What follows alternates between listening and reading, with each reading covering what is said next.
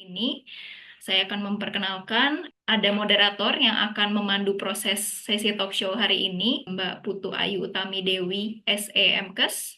Oke, terima kasih. Saya ucapkan kepada eh, para peserta yang hadir di sini. Assalamualaikum warahmatullahi wabarakatuh. Salam sejahtera buat kita semua. Om Swastiastu. Saya diminta untuk memandu acara talkshow ya, suara komunitas dan kerentanan pengalaman dan keberdayaan. Acara talkshow ini akan hadir beberapa narasumber nanti. Metodenya nanti saya akan memberikan beberapa pertanyaan untuk beberapa narasumber.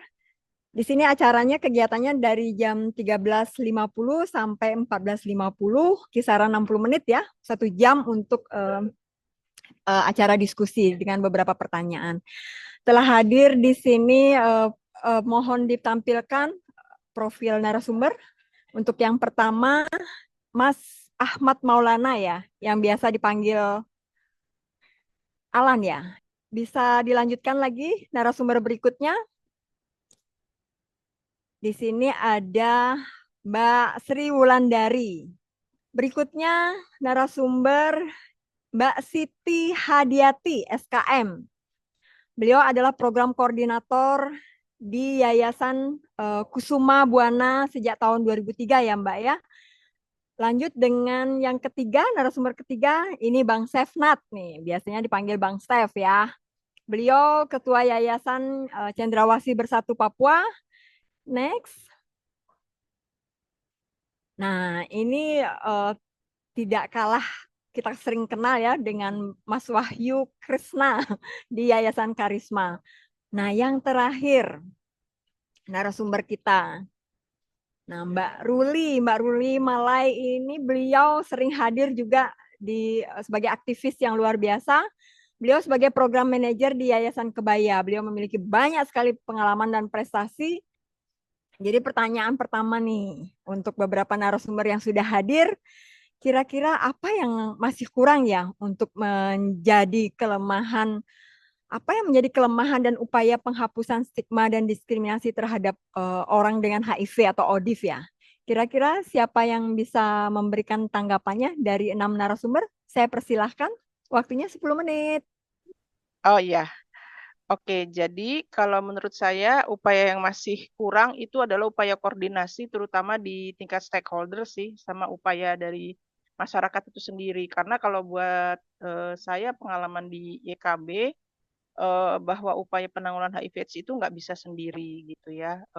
Pengalaman juga karena YKB banyak punya pengalaman bagaimana menangani penanggulangan HIV/AIDS di teman-teman komunitas dan di tempat kerja itu tidak hanya melulu di urusan kesehatan, tapi juga urusan kalau di tempat kerja bagaimana dengan Kementerian Tenaga Kerja.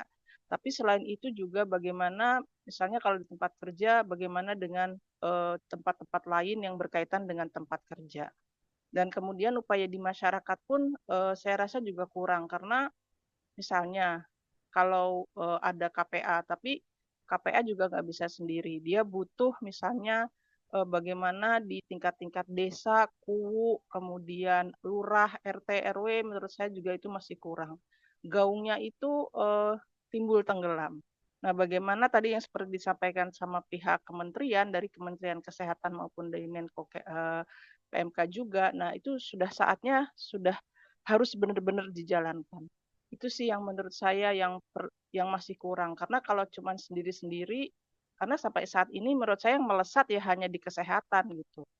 Dan di kementerian lain ya saya cukup terlihat kuat juga di Kementerian Tenaga Kerja, tapi yang lain itu masih belum terlihat kuat. Itu sih pendapat saya, Mbak Putu. Terima kasih Mbak Siti. Jadi poinnya banyak orang yang harus banyak stakeholder yang harus bisa berpartisipasi ya. Tidak hanya di sektor kesehatan saja, tapi banyak pihak yang harus bisa berkontribusi untuk mengurangi stigma dan diskriminasi. Ya. Oke. Mbak Putu, saya boleh menambahkan Mbak Putu, saya Silakan. Kresna. Ya. Oke, Krisna. Iya, kalau menurut saya yang kurang ini sebenarnya program pendongkrangan HIV ini masih sangat sektoral gitu ya, masih sangat terkotak-kotak dibagi per populasi kunci gitu. Sedangkan kita tahu bahwa tadi Ibu Luki dengan paparannya bahwa HIV yang banyak ini saat ini sekarang di ibu-ibu rumah tangga dan di anak-anak. Nah ini yang perlu kita apa ya, bahwa pendekatan ke ibu rumah tangga dan ke anak-anak ini kan nggak seperti pendekatan ke para teman-teman populasi kunci ya. Jadi mungkin perlu untuk kita buat strategi bahwa HIV ini lagi bukan masalah bukan masalah untuk teman-teman eh, populasi kunci saja, tapi juga masalah kesehatan masyarakat.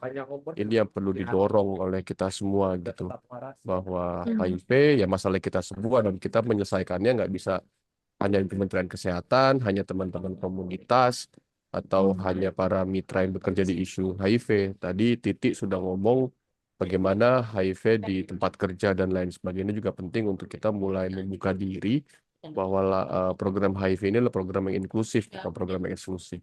Itu mungkin tambahan dari saya, Mbak Putu. Ya, terima kasih Mas. Poinnya Pak Putu, bahwa ternyata, ya silakan Bang Steph. ya mungkin saya tambah sedikit dari beberapa teman tadi bahwa HIV kita masih berbicara sebatas Kesehatan ya. kita masih melihat sebatas apa yang disampaikan oleh Kementerian Kesehatan tadi. Ya, masih sebatas pada mencari, kemudian pengobatan, lalu kemudian kita melihat hasilnya. Tetapi kita belum memadukan dia dengan persoalan kesehatan reproduksi secara menyeluruh. Kita juga belum memadukan dia dengan persoalan gender di masyarakat. Padahal kasus kita, lalu kita juga belum membuat pelibatan yang bermakna dari sektor-sektor yang lain. Sehingga menjadi penting bahwa untuk mengurangi stigma dan diskriminasi, HIV tidak bisa berdiri sendiri. Isu-isu yang lain juga harus disertakan. Sehingga dia menjadi satu kesatuan. Isu gender, isu kesehatan reproduksi, dan juga isu HAM. Terima kasih Mbak Putu. Ya, makasih Bang Sefnat. Ada lagi? Halo Mbak Putu. Ya. Ya, saya Alan. Ya, terima kasih atas kesempatannya. Saya juga setuju dengan apa yang disampaikan oleh narasumber yang tadi. Saya ingin menambahkan bahwa menurut saya upaya yang masih menjadi kelemahan adalah informasi terkait HIV dan AIDS ini yang masih belum tersampaikan dengan baik. Bisa kita lihat pada saat kita searching Google ataupun mendapat informasi di media sosial ataupun di internet, yang kita dapatkan adalah berita negatif tentang HIV dan AIDS. Dan itu justru menjadi salah satu kelemahan bahwa bagaimana kita mau menghapuskan stigma dan diskriminasi, tetapi masih banyak informasi negatif terkait HIV dan AIDS. Itu dari saya, terima kasih. Terima kasih Mas Alan. Oke, lanjut ya. Terima kasih, ada beberapa luar biasa dari poin-poin yang saya dapat di sini. Jadi isu terkait dengan stigma diskriminasi tidak hanya dari aspek kesehatan saja, tapi ada semua aspek yang harus terlibat, dan juga beberapa pesan-pesan yang disampaikan tidak hanya pada sasaran populasi kunci, tapi semua pihak. Bisa misalnya pesan terkait dengan bagaimana mengajak anak, mengajak ibu rumah tangga komunikasi, tidak hanya komunikasinya kepada populasi kunci. Metode-metode yang kita gunakan kan hanya kelompok-kelompok risiko saja, tapi semua pihak bagaimana mengkomunikasikan dan semuanya bisa terlibat untuk mencegah stigma dan diskriminasi. Nah, pertanyaan yang kedua, kira-kira apa yang masih kurang ya, yang menjadi kelemahan upaya-upaya penghapusan stigma dan diskriminasi? Tadi kalau nggak salah Mas Alan atau siapa ya, Mas Krisna, yang menyampaikan kelemahan-kelemahan kita berfokus pada populasi kunci ya. Tapi ini menarik nih pertanyaannya, apa yang kira-kira masih sangat lemah untuk penghapusan stigma dan diskriminasi terhadap khususnya di populasi kunci? Apa yang menjadi kelemahan fokus kita di populasi kunci? Kira-kira siapa yang mau menanggapi ini? Ya Mbak Putu, mungkin kelemahannya memang bahwa media informasi HIV ini masih sangat minim sekali, gitu kan. Itu kenapa tadi saya bilang coba tolong jangan spesifik hanya kepada teman-teman populasi kunci, gitu ya. Karena kalau kita hanya spesifik ngomongin populasi kunci, berarti target kita hanya populasi kunci. Sedangkan kita tahu HIV stigma diskriminasi itu terjadi di populasi kunci. Bagaimana kita memberikan edukasi kepada masyarakat umum, ini yang penting. Itu yang masih sangat kurang ya. Media KI yang ada, media KI hanya spesifik untuk populasi kunci, belum ada media KIE yang untuk masyarakat umum yang memang bisa diterima.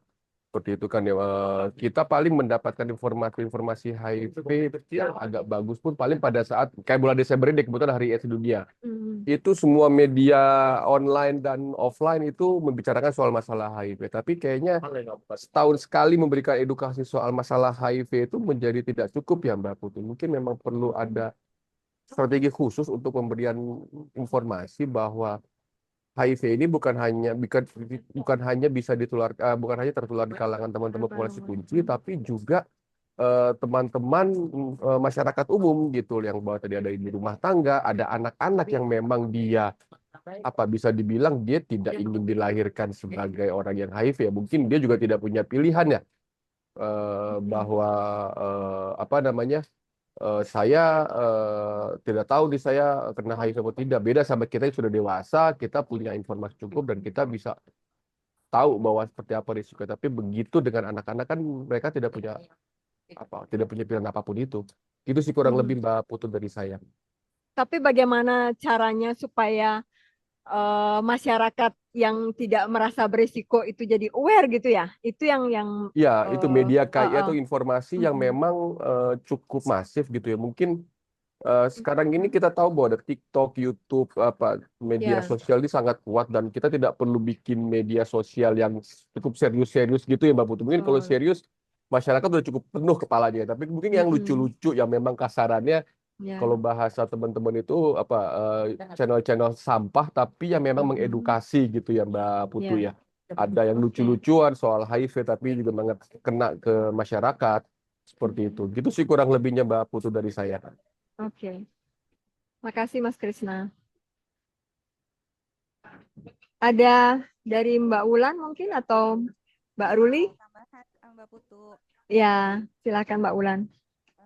Ini terkait sama informasi dan edukasi. Kurang keras Mbak Wulan. Jadi poinnya terkait dengan sektor. Ya, sudah jelas banget sekali. Iya, tadi karena kan yang secara dasarnya aja adalah memberikan seks edukasi pada anak-anak. Anak-anak itu kan membutuhkan penjelasan yang mudah dimengerti dan mudah didengar, bukan hanya di sekolah, tapi dari pihak keluarga itu sangat penting untuk mereka tahu bahwa menjaga tubuh-tubuhnya mereka itu bagaimana. Itu dari dasarnya. Yang kedua adalah ketika anak-anak dengan W20 itu masih mendapatkan stigma dan diskriminasi di kesehatan. Seperti mereka ke poli gigi atau poli THT, ini masih banyak terdapat stigma dan diskriminasi. Itu diharapkan untuk edukasinya juga agak dikencengin untuk di kesehatan. Layanan ya. Ya, betul. Itu aja sih Mbak Putu. Terima kasih. Oke, terima kasih Mbak Wulan. Oke, kita lanjut ke pertanyaan berikutnya. Apa yang perlu dilakukan ya, khususnya di sektor kesehatan? Tadi kan sudah disinggung nih, jangan melulu sektor kesehatan, tetapi yang spesifik tadi udah disampaikan ya beberapa narasumber. Ada lebih kepada bagaimana caranya supaya parenting ya, artinya bagaimana mengedukasi terkait dengan sex education sudah. Tetapi yang fokus ke sektor kesehatannya apa yang bisa digalakkan ke depan ya? Karena yang kita tahu kan semua memang berpusat, tadi Bang Steph sudah menyampaikan, jangan lagi melulu terkait dengan pengobatan aja, loss to follow up aja, tetapi ada hal-hal penting yang bisa dilakukan oleh sektor kesehatan. Kira-kira apa ya dari beberapa teman-teman kita yang hadir di sini? Khususnya di sektor kesehatan. Ya, Mbak Putu. Ya, kita melihat bahwa tadi Mbak Ulan juga sudah sampaikan bahwa kita punya persoalan di anak dengan HIV. Berharap bahwa di sektor kesehatan yang di sana ada konselor, di sana ada konseling dan juga edukasi kesehatan, itu memberi porsi yang cukup juga kepada bagaimana menyiapkan keluarga dalam pembukaan status anak dan juga pembukaan status kepada anak. Ini yang masih kurang. Karena fokus sekarang banyak itu ada pada remaja, pemuda, orang dewasa. Dan anak-anak sepertinya terlalu begitu saja. Ya, Dan terlewati ya. saya berharap bahwa tahun-tahun ke depan anak-anak menjadi fokus juga karena dalam menyiapkan mental psikis mereka untuk menerima status, untuk menyadari mereka terpapar dari siapa, itu penting disiapkan sehingga mereka tidak menyalahkan orang tua mereka, mereka tidak menyalahkan orang lain, tetapi mereka bisa menerima status mereka dan mereka bisa survive, bisa hidup lebih baik lagi. Mungkin ini yang diperhatikan di sektor kesehatan dari saya. Terima kasih Mbak Putu. Ya, makasih Bang Steph. Saya Ada boleh lagi? nambahin? Boleh, Saya boleh silakan Mbak nambahin, ya. Siti. Ya, kalau buat saya, lagi-lagi sektor kesehatan juga jangan fokus di populasi kuncinya, Mbak. Tetapi Oke. juga di populasi umum, misalnya lewat kader-kader masyarakat, lewat Karang Taruna yang menurut saya itu kurang sekali. Pengalaman YKB di Jakarta pada saat kita bersama-sama dengan KPA untuk dalam rangka akses dana pemerintah, begitu kita lepas di masyarakat, ternyata informasinya masih sangat kurang, Mbak. Jadi bagaimana ini bisa menggaung gitu kalau kegiatan ini berkurang. Dan lagi-lagi fokusnya hanya pada populasi kunci. Jadi menurut saya justru sektor kesehatan itu menguatkan lagi pada masyarakat di level bawah gitu. Jangan ditinggalin gitu. Itu sih menurut saya. Karena kan tadi di pengobatannya sudah bagus, di penemuannya sudah oke, tapi lupa di masyarakat umumnya. Jadi nanti masyarakat akan bantu, oke, ketemu masyarakatnya yang positif, ketemu ada anak yang positif, kita mesti gimana ya, bukan ditinggalin, bukan dibuang atau seperti apa. Itu sih menurut saya, Mbak. Ya, Karena menarik begini, ya. iya, karena Ya. saya ingat banget waktu mau ada survei cepat, itu masih ada loh camat atau misalnya salah satu anggota itulah yang di level itu, ya udah nih banyak LSL, dibakar aja kos-kosannya, masih ada bahasa-bahasa begitu. Itu karena kurang kan informasinya menurut saya. Gitu sih, Mbak. Betul. Iya. Ya, menarik sekali ya ternyata diskusi sekarang.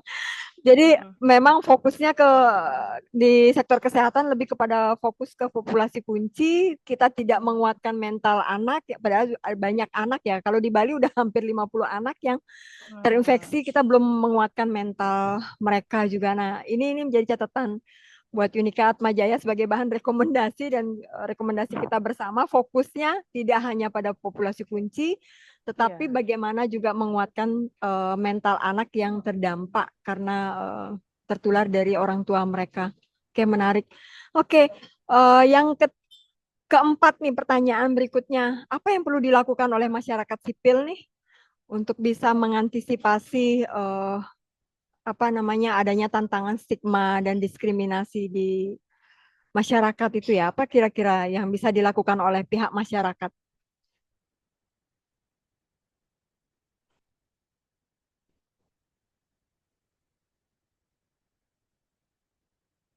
Tadi di sektor kesehatan sudah banyak sekali ya usulannya, banyak kader yang harusnya terlibat. Jujur saja ini jadi sharing nih saya sebagai moderator. Kader-kader udah dibentuk nih di Bali, kader desa peduli AIDS. Kalau kita kan kenalnya kalau di Bali itu Banjar ya. Mereka udah dilatih sama KPA, cuman memang tidak sustain ya, tidak berlanjut begitu. Artinya mereka cuman dilatih, habis itu selesai gitu. Jadi sustainability terkait dengan program kader, posyandu itu cuman jadi sporadis, benar nggak sih? Kurang lebih begitu ya. Artinya ini tanggung jawabnya siapa sih sebetulnya gitu. Nah, apa yang bisa dilakukan? Ini pertanyaan berikutnya, apa yang bisa dilakukan oleh masyarakat sipil supaya isu stigma dan diskriminasi ini tidak hanya di sektor kesehatan gitu. Apa yang bisa dilakukan di masyarakat sipil ya kira-kira dari teman-teman?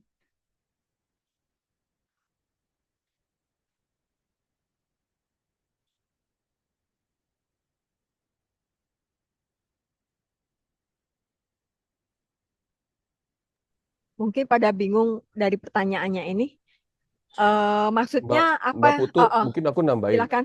Kalau Nih, dari aku Krisna. sih mungkin ini bahasa teman-teman ya gitu Mbak Putu ya. Mungkin apa yang bisa Ya. dilakukan oleh masyarakat sipil dan asumsi aku di kita-kita semua memang bergerak di isu HIV.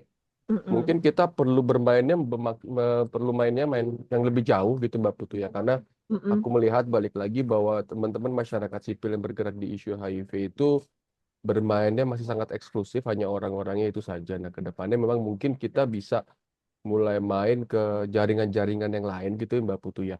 Ke misalkan jaringannya Ya. miskin kota, jaringannya migran atau Hmm. jaringan-jaringan lain yang memang Hmm. mungkin bisa membantu kerja-kerja kita mungkin sesama misalkan jaringan yang sama-sama kaum marginal kan bukan hanya populasi Hmm. kunci ya Mbak Putu, tapi ada Mm-mm. banyak teman-teman yang lain di luar sana yang memang kita mungkin perlu cari tahu juga dan kita bisa mengangkat isu marginal ini lebih kuat lagi misalkan kita bersekutu dengan teman-teman itu dan juga mungkin dengan ibu-ibu rumah tangga dengan ibu-ibu pengajian gitu kan yang memang mungkin suaranya itu kan suara ibu-ibu ini kan cukup kuat ya Mbak Putu ya, maksudnya arti Ya. kata bahwa ibu-ibu ini memegang peranan penting terhadap pemberian informasi. Biasanya kan mereka suka ada arisan, suka ada pengajian atau ada ibu-ibu Hmm. ibu-ibu yang mungkin di jemaah-jemaah lainnya seperti itu yang memang mungkin bisa Mm-mm. kita dekati dan kita ajak bekerja sama atau kita berikan edukasi untuk nanti para ibu-ibu ini bisa menjadi champion-champion atau para teman-teman yang lain bisa menjadi champion-champion dalam isu masalah HIV sehingga HIV sudah jadi masalah ya seperti kebanyakan orang seperti masalah TBC, masalah DBD gitu kan ya. Jadi udah bukan eksklusif lagi tapi memang udah inklusif. Gitu kurang lebihnya Mbak Putu Mm-mm. dari saya. Oke, makasih Mas Krisna.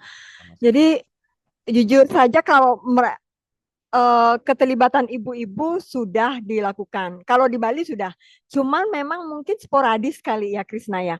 Artinya tidak tersistem gitu kalau nggak salah. Artinya ibu-ibu ini kan suaranya tadi Mas Krisna bilangnya gaungnya lebih gede, lebih besar. Tapi ini kayaknya tidak tersistem secara apa ya? Hanya poinnya lebih sporadis. Misalnya kayak ibu-ibu PKK. Kita penyuluhan tuh dengan ibu PKK. Hanya misalnya sebulan, setahun mungkin sekali doang gitu. Tetapi ini memang harus ada sistem yang kuat bagaimana ibu-ibu ini bisa menyampaikan dan mereka sebagai sebagai eh, edukatornya kepada sesama ibu-ibu gitu karena suaranya sangat besar gitu. Nah, jaringan ini kan selalu jaringan-jaringan lain juga bagus ini bisa dilibatkan juga tadi disampaikan Mas Krisna. Ada Iya Mbak, tambahan tadi? Oh, saya ngelihat juga, saya mau nambahin iya Kresna Mbak Siti. bahwa bisa juga sih bagaimana mendekati misalnya di perserikatan-perserikatan buruh karena di situ banyak banget anggota tenaga kerjanya. Indonesia ini kan sekarang lagi industrialisasi gitu ya. Nah, menurut saya juga penting buat didekati. Sebenarnya dari berbagai pengalaman dengan melakukan kampanye HIV dengan komunitas-komunitas buruh itu sebenarnya juga cukup membuahkan hasil. Mereka tahu informasinya dan mereka tahu bagaimana harus menghadapinya. Dan di tempat kerja pun sebenarnya saat ini dengan menurut saya cukup apresiasi dengan Kementerian Tenaga Kerja karena punya konsistensi terhadap program tersebut. Sebenarnya saat ini beberapa perusahaan sudah mulai gitu cukup terbuka bahkan mau memperkerjakan pekerjanya yang positif atau katakanlah dia cukup tahu oh ada yang kerja walaupun nggak tahu siapa namanya tapi paling tidak itu adalah sebuah upaya menurut saya tidak melakukan stigma dan diskriminasi. Nah, tapi memang gaungnya perlu terus diupayakan terus-menerus. Nah, harapannya sebenarnya tidak hanya berhenti sampai di situ, tapi tadi misalnya dari teman-teman di sini juga misalnya dengan hukum dan HAM, terutama di anak-anak juga sekali lagi itu yang paling minim menurut saya. Saya pernah waktu itu bantu teman saya buat support kegiatan kita tentang bagaimana upaya perlindungan anak tuh ternyata masih sangat minim. Nah, ini bagaimana juga digebrak karena menurut saya itu yang paling rentan sih. Tadi kalau Kresna memulai ibu dan anak, saya juga menjadi setuju gitu. Jadi upaya tenaga kerjanya tetap dikuatkan dan kemudian upaya perlindungan anak dan perempuannya juga harus didorong naik gitu karena setahu saya juga pembiayaannya sangat kecil di negara ini gitu sih Mbak. Ya, terima kasih Mbak Siti. Oke, menarik sekali ya. Lanjut dari eh, pertanyaan berikutnya, apa yang perlu di masyarakat sipil sudah? Nah, di sektor agama, ini sensitif banget ya. Di sektor agama di tahun 2016 banyak sekali sektor agama terlibat, tetapi di tahun-tahun ini kayaknya sudah mulai jarang gitu ya, mulai tidak banyak terlibat. Kira-kira apa yang bisa dilakukan di sektor agama ya, teman-teman?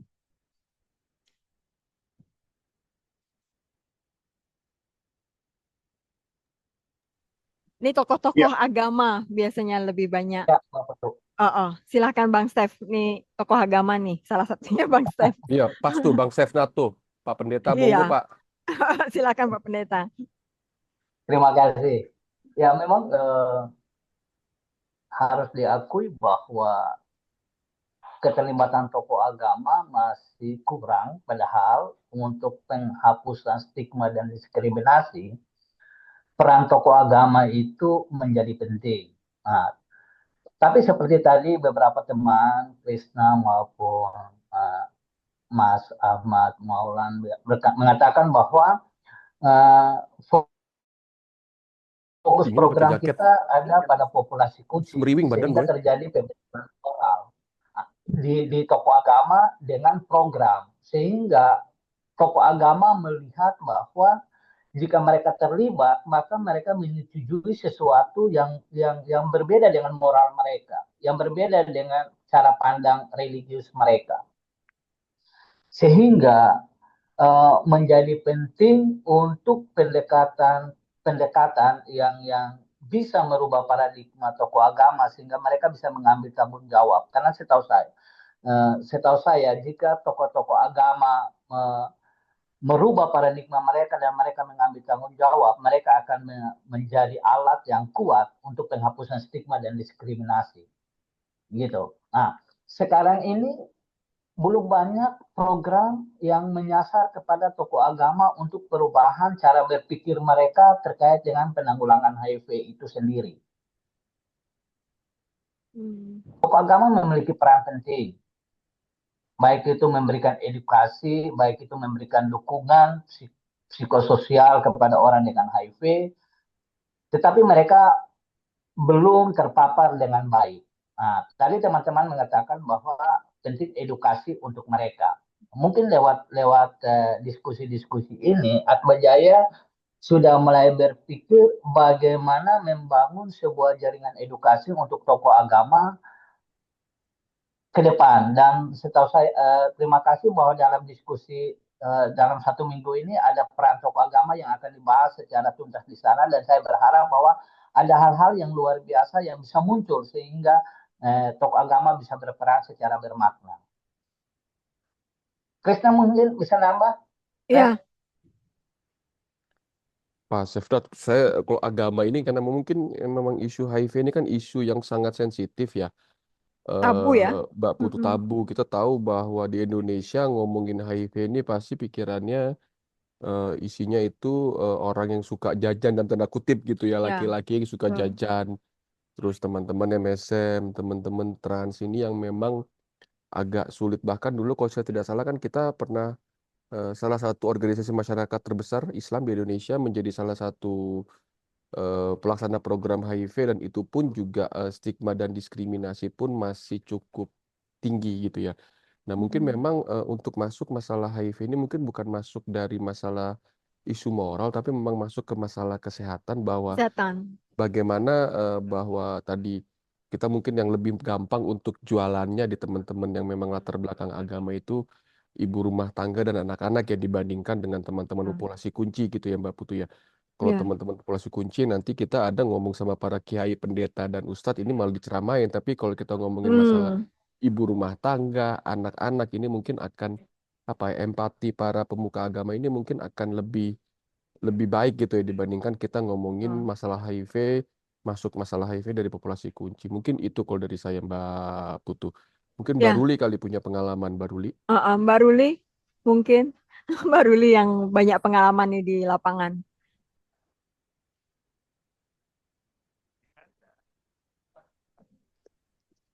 Halo Ibu, ya terima kasih Bapak Ibu. Eh, Terima kasih sekali. Pertama saya ingin meng-underline lagi bahwa memang eh, persoalan peran media di dalam mendukung isu penurunan stigma dan diskriminasi serta penguatan regulasi-regulasi yang menjadi sumber kebijakan pemerintah baik di pusat maupun di daerah, yang kita ketahui saat ini tidak semua daerah memiliki regulasi mengenai isu HIV/AIDS, terutama sekali dalam kaitannya dengan serangkaian upaya pencegahan dan penanggulangan. Nah, di beberapa daerah yang tidak memiliki regulasi ini, secara otomatis peran-peran yang dulu dilaksanakan oleh Komisi Penanggulangan AIDS itu dengan sendirinya menjadi hilang, meskipun kita ketahui bahwa peran-peran ini sudah di-merger ke sektor kerja Kementerian Kesehatan melalui P2. Nah, hal ini kemudian yang melemahkan kerja-kerja implementasi pada tingkat grassroots. Tidak adanya regulasi yang kuat diperkuat lagi dengan peran pemikiran mainstream yang sering muncul dalam narasi-narasi media maupun dalam keseharian, katakanlah di dalam khotbah-khotbah Jumat ada kebencian, ucapan hate speech terhadap kelompok-kelompok yang terstigma seperti orang dengan HIV/AIDS maupun terhadap kelompok populasi kunci itu menjadi sangat tinggi, sehingga menurut saya upaya pendekatan penanganan terhadap mereka yang terdampak sebagai kelompok populasi kunci, katakanlah kawan-kawan pengguna nafsa, kawan transpuan, itu hanya sebuah lip sync belaka saat ini. Maka peran yang harus dilakukan tentu saja harus ada kerja-kerja inklusi dalam konteks interseksionalitas isu apapun, harus ada keterlibatan langsung orang dengan HIV/AIDS dan juga para representatif kelompok populasi kunci yang harus ada mulai dari proses perencanaan, implementasi maupun dalam evaluasi tata kerja. Katakanlah di dalam pengelolaan sumber-sumber daya yang ada saja itu belum merata. Ada banyak kawan-kawan yang benar-benar bekerja untuk program HIV itu tidak tersentuh oleh pendanaan dari Global Fund. Sehingga wajar saja kalau kita lihat banyak disparitas yang tidak sehat. Nah, sehingga itu ke depan ini menurut saya tugas berat untuk menurunkan stigma dan diskriminasi itu memang terkait dengan bagaimana ketegasan pemerintah dalam menerapkan regulasi-regulasi, kemudian membunyikan kembali narasi yang bisa menguatkan baik melalui media sosial, baik melalui penelitian, baik melalui peran-peran langsung, misalnya tadi itu masyarakat peduli AIDS yang mungkin saja bisa dari para pembaca khotbah di Jumat misalnya, atau para pendeta dan lain sebagainya, yang kemudian peran-peran itu menjadi sangat penting sekali menurut saya. Dan tentu saja pemberdayaan aspek-aspek ini mengurangi kerentanan mereka. Misalnya dalam aspek pendidikan, memberikan kesempatan baik dalam pendidikan yang formal maupun yang tidak formal. Juga dalam aspek peningkatan pemberdayaan, menyertakan mereka dalam proses-proses pemberdayaan masyarakat itu adalah bagian yang penting. Itu mungkin dari saya, Bu Putu. Makasih Mbak Ruli. Aduh, keren banget nih. Keterlibatan banyak pihak, artinya dalam hal ini teman-teman komunitas ya, dari sisi perencanaan, evaluasi itu sudah dilibatkan, tetapi memang tidak cukup signifikan saat ini ya, dan kebijakan-kebijakan kita juga memang harus dikuatkan.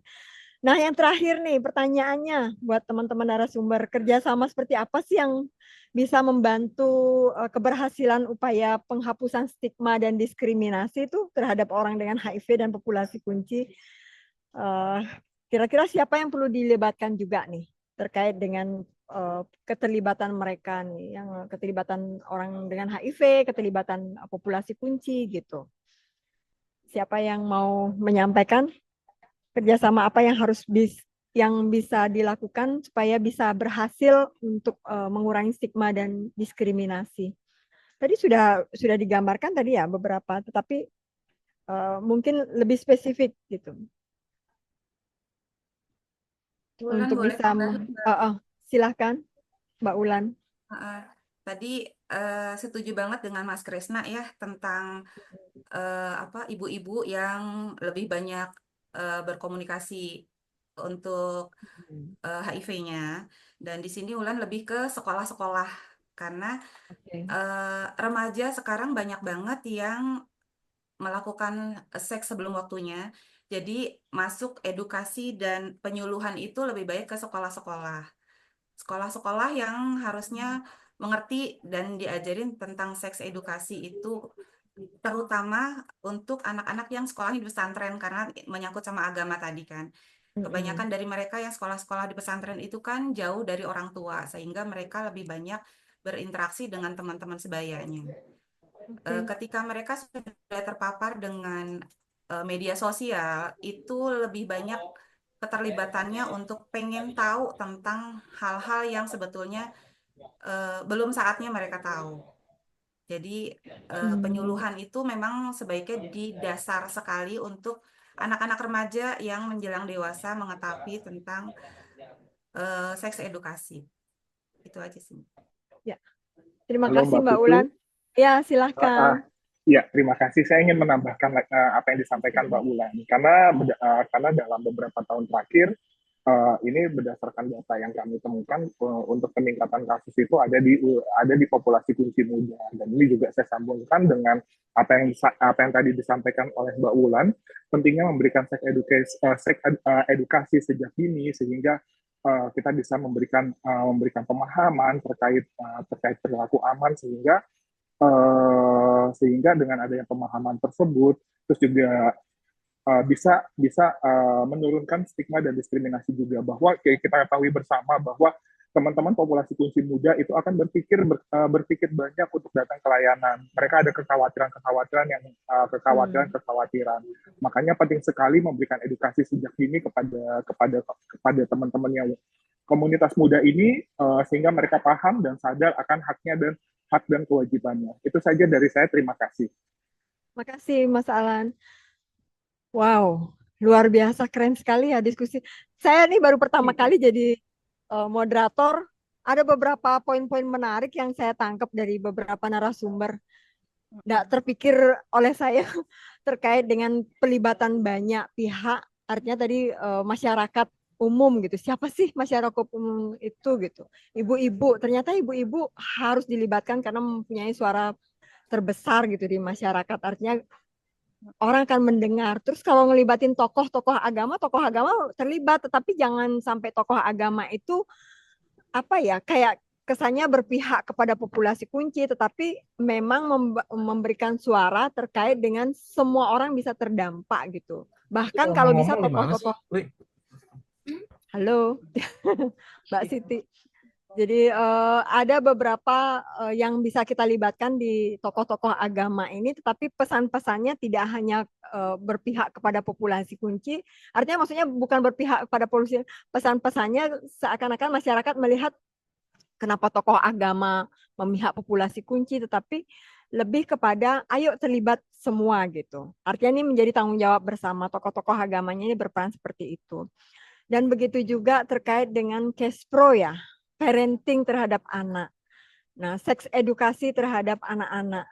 Jujur saja saya sebagai orang tua pada saat anak saya sudah mulai aktif buka HP, udah terkait dengan dia udah buka HP terus dia udah paham nih ngelihat ini boleh enggak mama gitu. Ini boleh enggak Bisa dilakukan enggak? Kayak gitu itu parenting ya terhadap anak. Seks edukasi dari sejak dini. Nah, komunikasi orang tua ke anak terkait dengan kenapa ada HIV. Apa kaitannya HIV dengan seksual gitu. Nah, ini menjadi catatan kita bersama sebagai bahan rekomendasi, menjadi poin penting bahwa parenting, suara orang tua, sosial media, bagaimana caranya sosial media, tadi kalau tidak salah Krisna ya menyampaikan sosial medianya jangan yang pesan-pesan populasi kunci, tapi pesan-pesan bahwa semua orang bisa terdampak akan stigma dan diskriminasi, terdampak akan penularan HIV, tetapi mereka apa ya kayak kepedulian terhadap semua orang bisa terkena, tapi mereka aware bahwa tidak perlu dong menstigma dan diskriminasi lewat sosial media dengan suasana yang lucu gitu, yang orang bilangnya fun gitu ya. Nah, menarik sekali diskusi Talkshow hari ini. Ini catatan-catatan buat bahan rekomendasi buat Nikamat Jaya ya, Atma Jaya, yang dialog interaktifnya menarik sebagai bahan rekomendasi. Apa poin-poin yang tadi didiskusikan? Ada jaringan buruh kalau nggak salah. Menjadi partisipasi, kita berjejaring dengan mereka supaya enggak fokusnya orang-orang itu aja ya tadi ya, Mas Alan apa Krisna yang menyampaikan. Yang kayaknya orang yang berbicara orang-orang itu lagi, tapi kita melibatkan beberapa jaringan buruh, tenaga, tidak hanya sektor kesehatan, tapi sektor-sektor lain juga, bisa sektor agama, dinas tenaga kerja bisa dilibatkan dan tersistem untuk program HIV di sektor-sektor lain. Kurang lebih itu yang saya tangkap dari beberapa diskusi hari ini. Saya kembalikan ke MC ya. Terima kasih.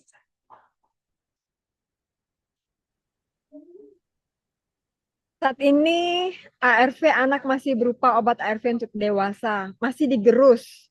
Tentunya banyak isu untuk anak bisa konsumsi, misalnya ketepatan dosis. Nah, ini LAP nih yang bisa menjawab nih.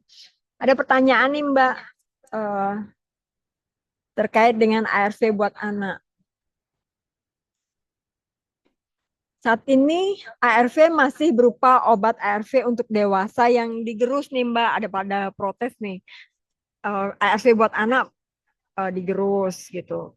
Bagaimana ketepatan dosisnya, kenyamanan saat konsumsinya kan karena pahit banget ya obat ARV-nya gitu. Terus yang apakah ada di sirup kayak gitu mungkin, maksudnya poin pertanyaan seperti itu. Iya, Bisa Mbak Wulan? Nggih. Sebetulnya pertanyaan ini ditujukan untuk dokter atau Kementerian Kesehatan ya, untuk pengadaan obat-obatan yang ramah anak. Karena kami sendiri di LAP sangat kesulitan Mbak Wulan suaranya putus-putus. Iya, kalau misalnya halo. Oke. Kalau misalnya pertanyaan ini lebih tepatnya untuk dokter ya, dokter dan Dinkes ya, untuk penyediaan obat-obat yang ramah anak. Karena pada dasarnya LAP sendiri masih belum bisa maksudnya memberikan edukasi dan informasi kepada anak-anak yang sulit menelan karena obat-obatannya ini adalah dosis dewasa yang penggunaannya itu masih sulit untuk ditelan, masih harus digerus, masih harus dipotong-potong. Justru LAP sendiri menggaungkan ini pada pihak pemerintah untuk memberikan obat yang ramah anak. Jadi semoga aja kita tetap bisa berkontribusi juga untuk menggaungkan obat yang ramah anak ini pada pemerintah. Adanya regulasi hukum baik itu di pusat maupun di provinsi maupun di kabupaten memasukkan isu stigma diskriminasi terkait. Oke, ini harapan ya Mbak ya. Dendi dari PKBI. Harus ada regulasi hukum baik itu di pusat maupun provinsi, kabupaten memasukkan isu stigma dan diskriminasi. Kalau sebenarnya regulasi terkait dengan HIV/AIDS ini ada namanya Perda, cuman memang tidak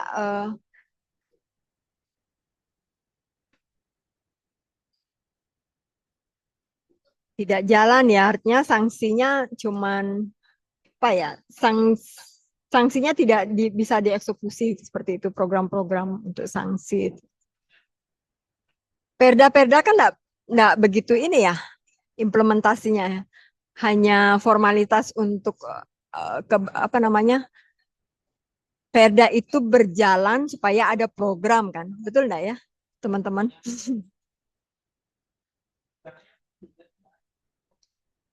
Peran pendidik juga harus menjadi salah satu pilar dan untuk mendidik, betul. Tadi Mbak Ulan sudah menyampaikan ya terkait bahwa stigma dan diskriminasi tidak hanya khusus di media saja, tetapi menjadi poin penting di stigma di dinas pendidikan, peran pendidik.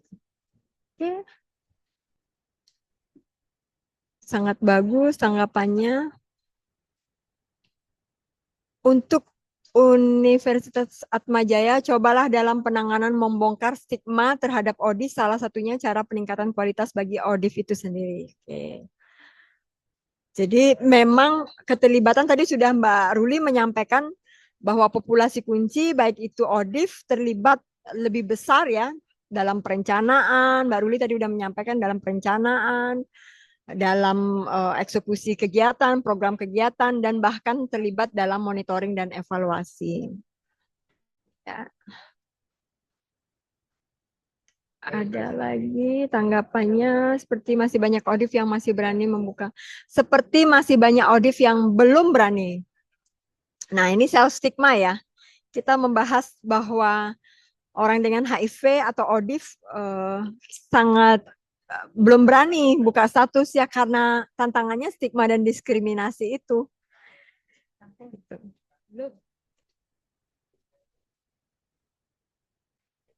Jadi memang stigma dan diskriminasi masih tinggi. Oleh karena itu teman-teman ODIF sangat takut untuk terbuka. Terutama tadi disampaikan dari salah satu narasumber menyampaikan layanan aja gitu sebagai role model di masyarakat takut menangani. Misalnya kayak kemarin kasus kalau di Bali itu teman untuk operasi kaki, terus dia ragu tuh menyampaikan status HIV-nya karena belum tentu spesialis spesialis bedah itu mau menangani orang HIV. Ternyata memang benar. Jadi dokter sendiri, dokter-dokter spesialis belum banyak atau layanan-layanan belum banyak memang berpihak untuk berani menangani orang dengan HIV. Nah, itu memang tantangan kita. Nah, semoga ini menjadi bahan rekomendasi. Mbak Putu nanti diberikan waktu 15 menit untuk tanya jawab. Oke.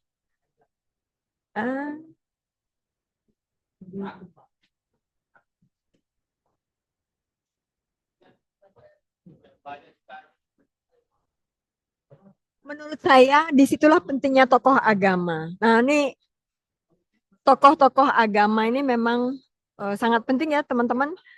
Ada tanggapan nggak terkait dengan tokoh agama yang tidak hanya bahwa mereka seakan-akan menstigmatisir, pesan-pesan yang disampaikan oleh tokoh agama masih menskreditkan itu ya populasi kunci ya. Kayak tadi Mbak Ruli menyampaikan masih itu sumbernya dari pekerja seks, sumbernya dari narkoba begitu. Padahal sebetulnya semua pihak bisa berisiko tertular HIV dan AIDS gitu kan. Mungkin dari narasumber ada pesan dan kesan terkait dengan materi terkait dengan stigma dan diskriminasi ini.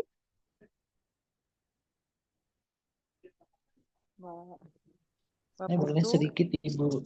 Oh ya, silakan. Mbak dulu baru aku. Ya. Baik Ibu, terima kasih sekali Bapak Ibu yang saya hormati. Salah satu hal penting yang mungkin kedepannya harus dilakukan memang peningkatan aspek naratif tentang diskriminasi dan stigma ini dan bagaimana mengimplementasikannya langsung kepada masyarakat luas melalui ya pendistribusian hasil-hasil riset dan tulisan yang membumi ya. Saya kira dewasa ini kita lebih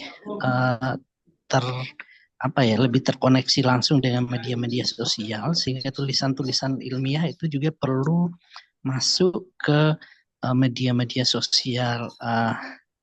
Para pelaku katakanlah akademisi yang mungkin mereka adalah posisi-posisi yang netral yang punya kemampuan untuk mengubah stigma dan diskriminasi. Dan tentu saja media-media sosial mainstream yang selama ini punya peran dominasi itu harus perlu dilihat lagi dalam pemberian kapasitasi yang menyangkut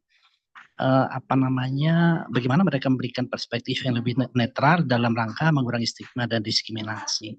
Itu saya kira salah satu hal yang penting. Terima kasih Mbak Ruli. Ya, memang tulisan-tulisan ilmiah ini sangat penting ya. Nah, memang tulisan-tulisan ilmiah, jurnal-jurnal itu juga mungkin bisa ya, Mbak Ruli ya. Artinya jurnal-jurnal yang berkaitan dengan HIV/AIDS, cuma memang ada beberapa masyarakat yang tidak suka membaca gitu. Ada beberapa orang-orang ilmiah, orang akademis yang lebih berfokus senang melihat tapi poinnya memang lebih kepada esensinya lebih netral ya terkait dengan temuan-temuan ilmiah. Menarik Mbak Ruli.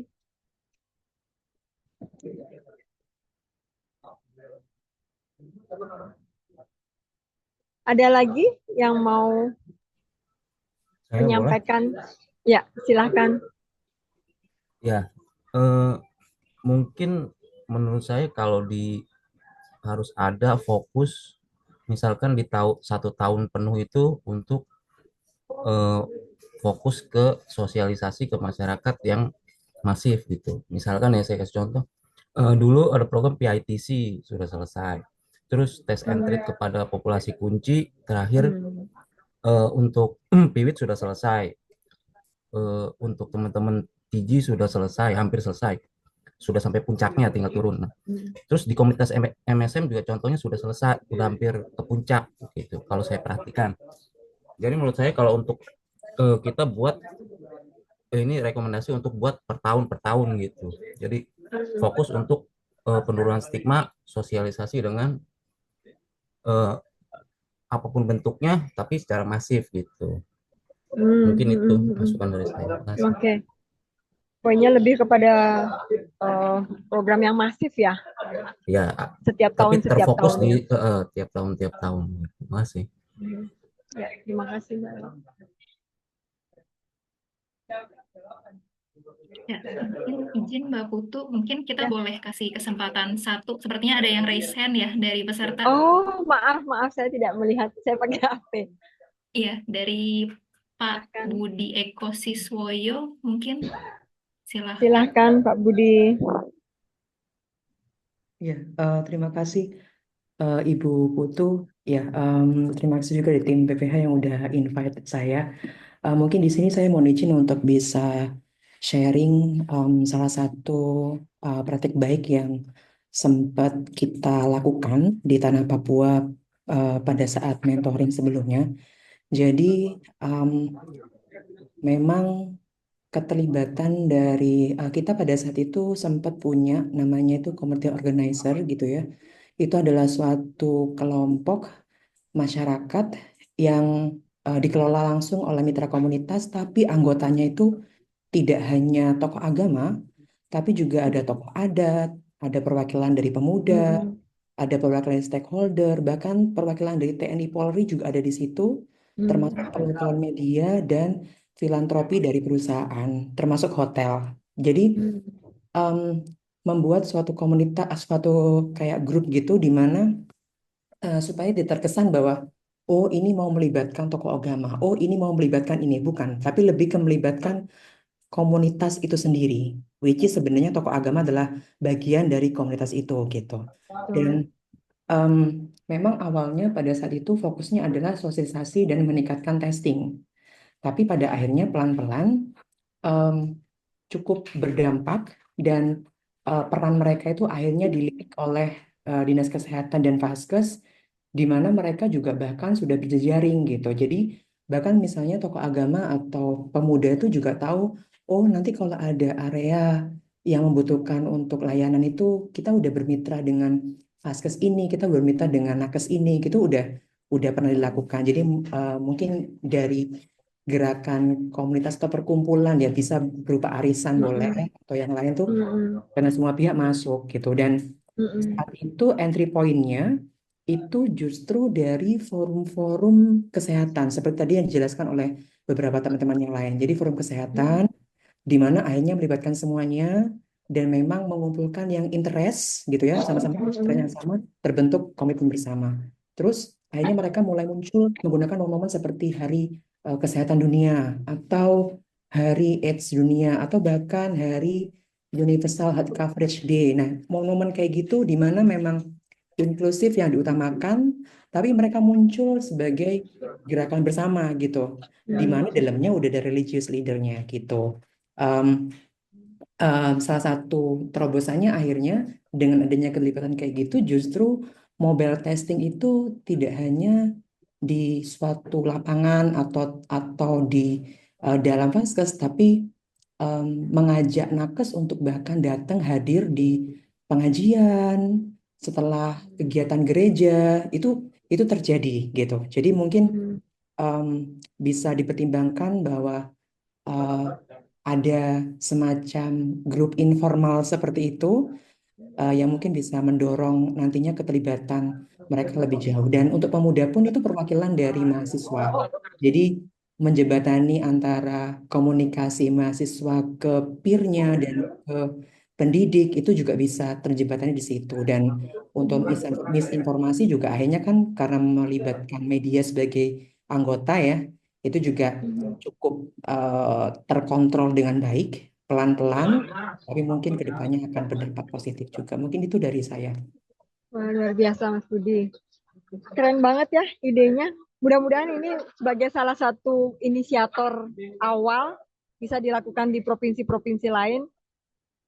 Dan ini tidak hanya sporadis ya, artinya memang tersistem juga gitu. Artinya memang walaupun memang informal kayak tadi keterlibatan tokoh adat, perwakilan agama, ada Polri. Jadi gerakan-gerakan ini bisa dilakukan di provinsi lain. Kita pernah ada kegiatan seperti itu, bahkan kita melibatkan jaringan pada saat terjadi bencana gitu. Kita melibatkan jaringan kebencanaan gitu. Tetapi tidak hanya sporadis gitu. Cuman ada program, setelah tidak ada program tidak lagi sustain gitu. Jadi memang kegiatan-kegiatan ini memang melibatkan banyak pihak dan bisa dilakukan secara bersama-sama, gerakan bersama-sama untuk menghilangkan stigma diskriminasi dan semua terlibat terkait dengan program-program ini.